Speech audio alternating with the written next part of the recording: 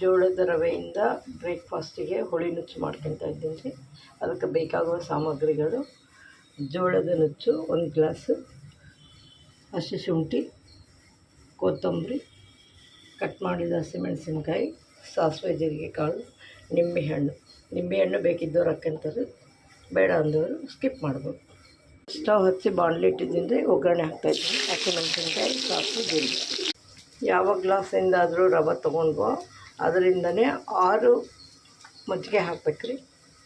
ಮೊದಲೇ 6 ಗ್ಲಾಸ್ ಮಜ್ಜಿಗೆ ಅಳತೆ ಮಾಡಿ ಇಟ್ಕೊಂಡಿರ್ಬೇಕು ರೀ.